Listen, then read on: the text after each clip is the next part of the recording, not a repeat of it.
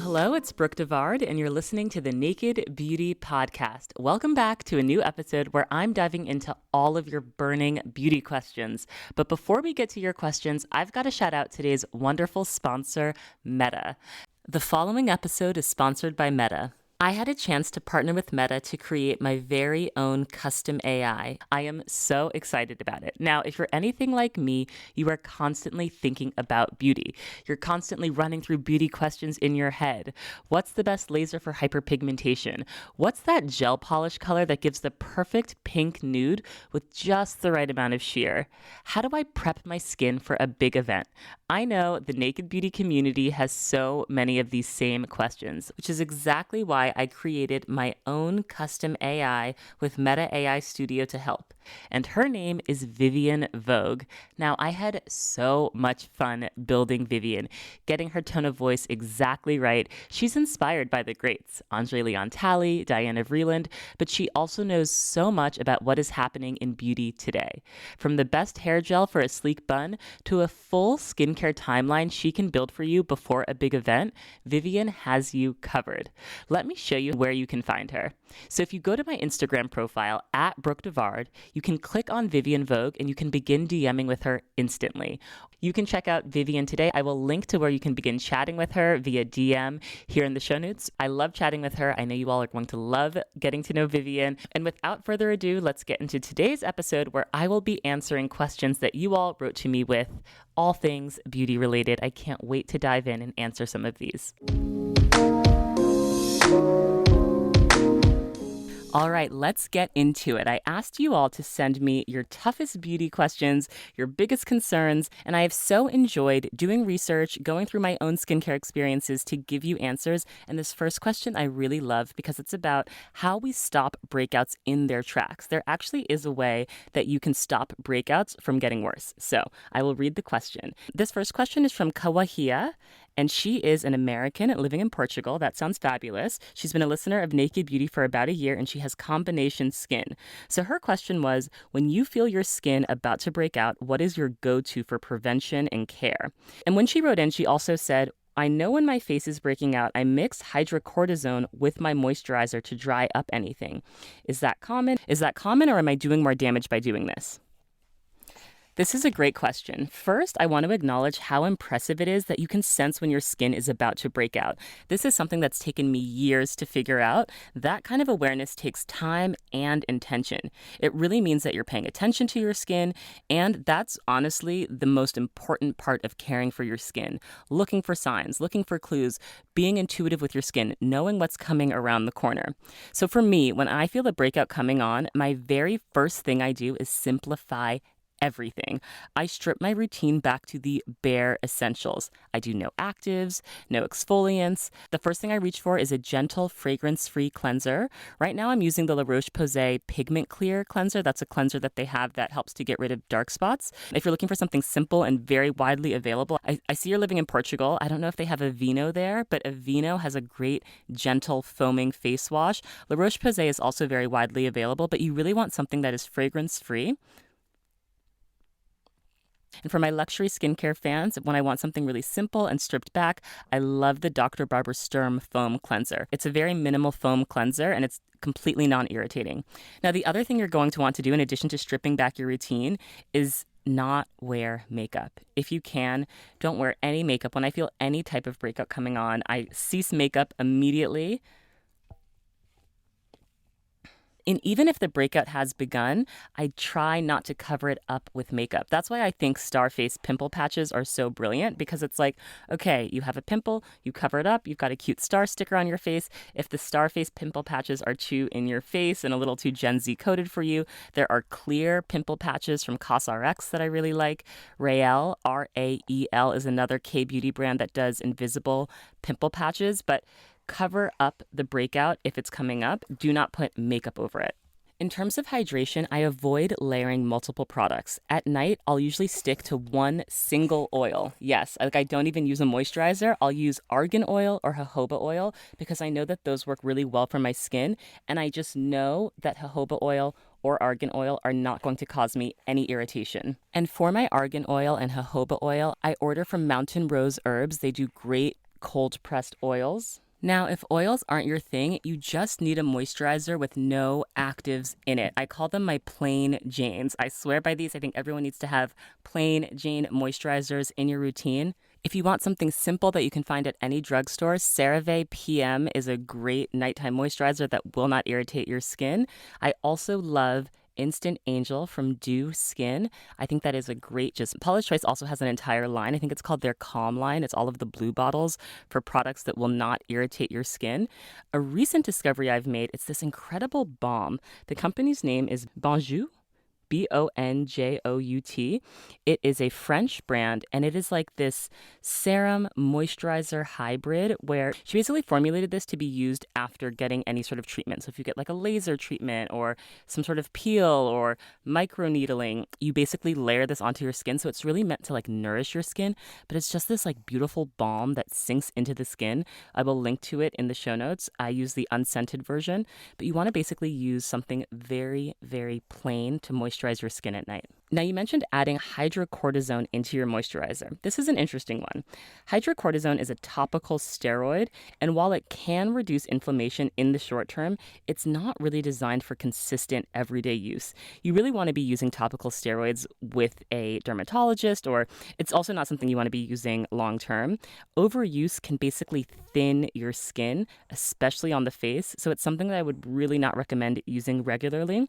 A spot treatment, if you're doing it for like 1 or 2 days in a row on like an area that's affected, I think it's fine. But I think you should look for something to calm inflammation and prevent breakouts without the long-term risk of steroids.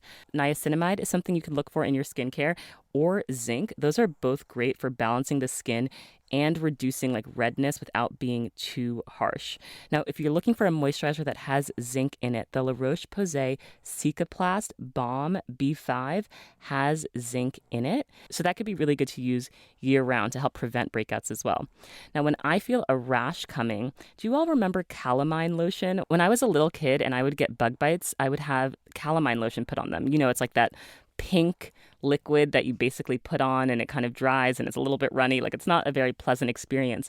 But years and years and years ago at an Ayurvedic spa in Soho in Manhattan, I discovered a brilliant elevated calamine lotion. So the spa is called Pratima, and they basically use Ayurvedic methods to heal your skin. They do facials, they do treatments. And I was telling my facialist there, because I went in the summer, that I had a sun rash. I am someone that breaks out when I am in the sun for long periods of time.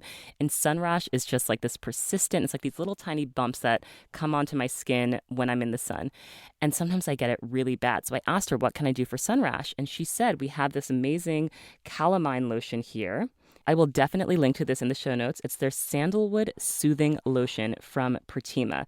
This is incredible. It's an ultra-pacifying herbal remedy featuring calamine, comfrey, and neem. Our signature spot treatment heals breakouts on the face and offers dramatic and immediate relief from acne, irritation, rashes, and inflammation.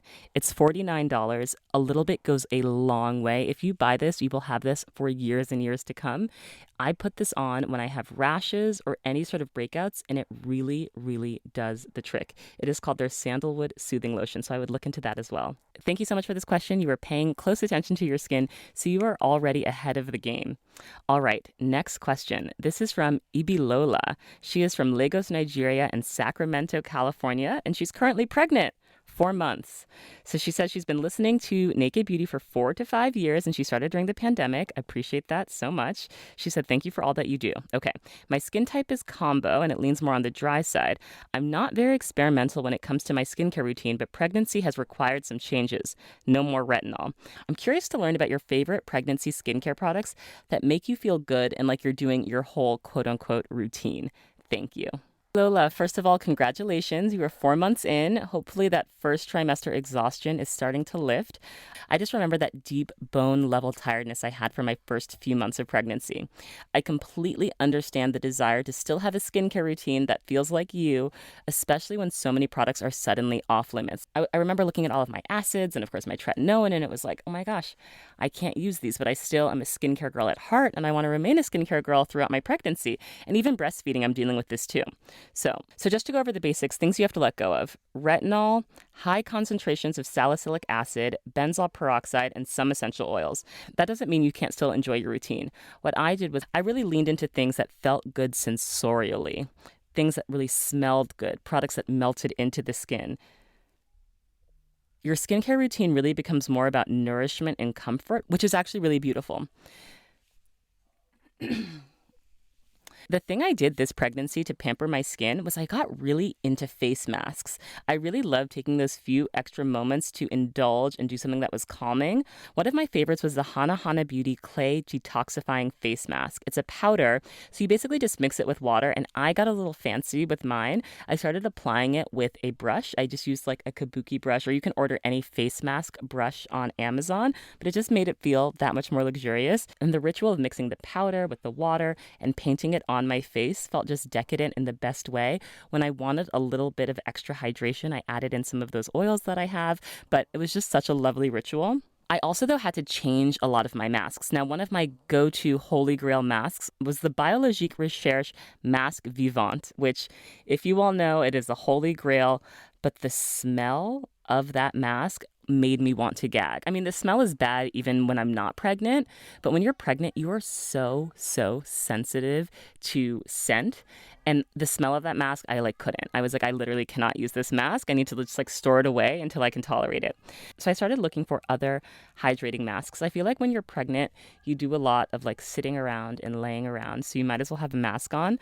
I was also pregnant during the summer, and I just felt so hot a lot of the times when I was pregnant in the summer. So I used the Clarins Cryo Flash Cream Mask. It's a face mask that firms your skin, but it also just makes your entire body drop in temperature, I swear, because it's like a cooling face mask. It feels so good in the summertime. I also would put that in the refrigerator and then apply the mask to my face. So on those days when I just felt overheated and puffy, I would always reach for that mask. Another clay mask that I love is from BeautyStat. It's the Microbiome Purifying Radiance Mask. It has natural clay and charcoal and white honey in it. It is just a beautiful mask, and it's really good if you're dealing with large pores or texture. So I kind of just went back to the basics of my natural beauty ways. If you've been listening to the podcast for 5 years, you know I am at heart a natural beauty girl.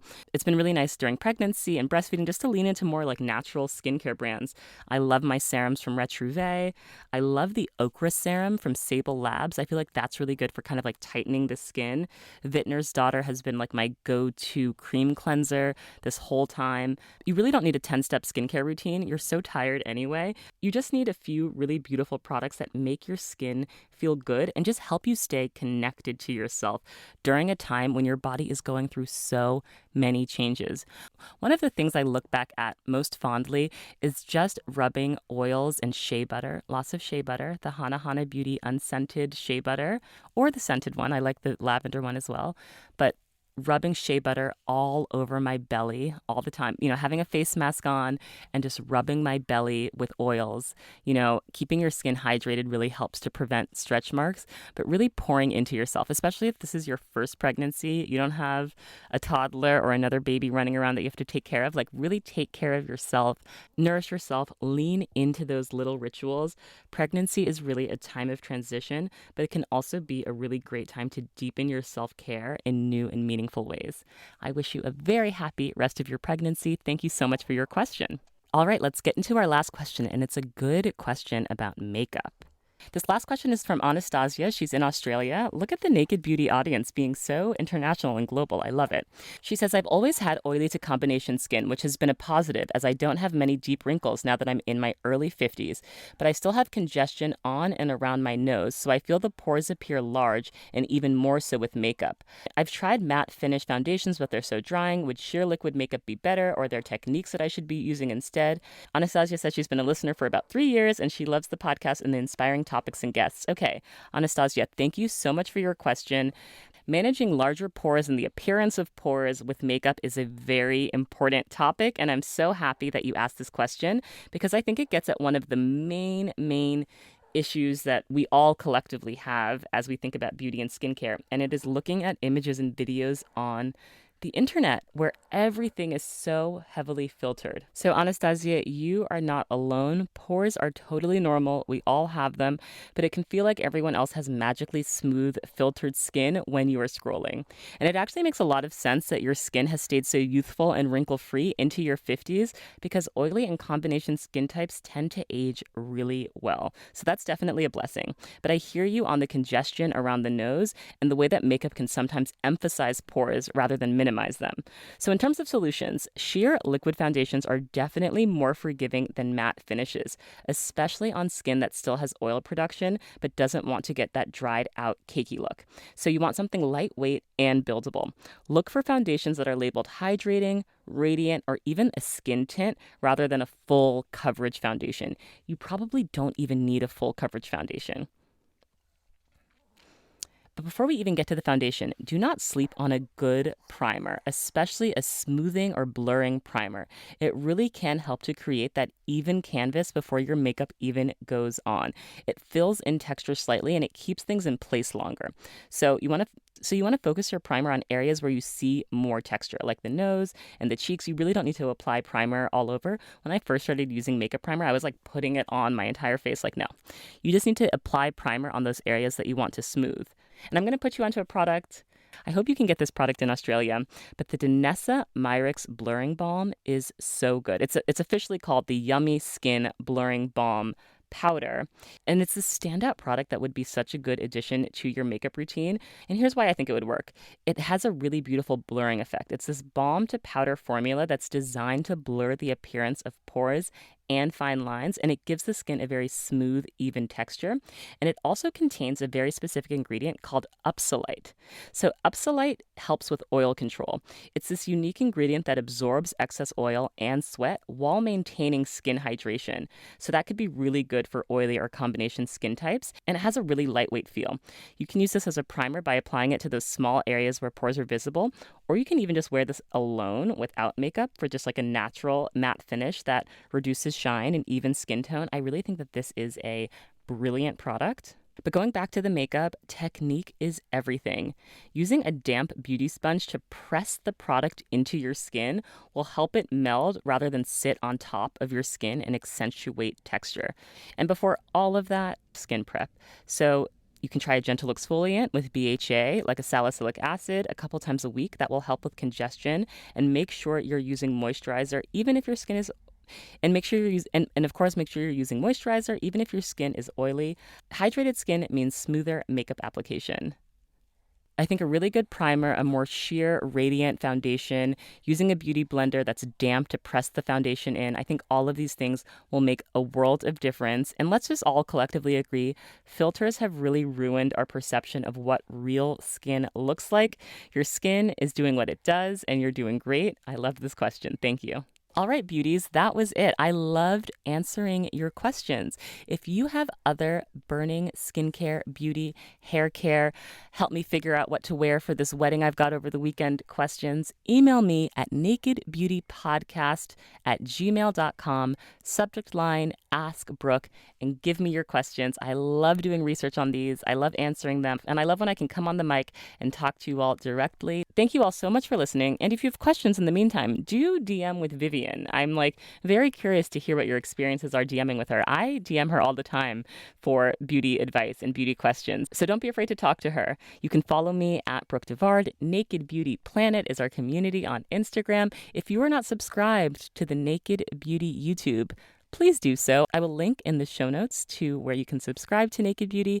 And of course, don't forget, every single product that I mention on every single episode of Naked Beauty is linked in my shop, my shelf, which is always in the show notes. So you can find the products that I talk about on here. Oh, and while we're on the topic of YouTube, it was so fun reading everyone's comments about the Wheezy interview. That's a really fun one to watch if you're looking for an episode to watch on the YouTube. She is just hilarious to me. I have so many great guests coming up that I got to shoot with in studio. So great episodes on the horizon. Make sure you're subscribed, share the podcast with a friend, share it on your Instagram stories. I so appreciate the support, and I'll be back next week.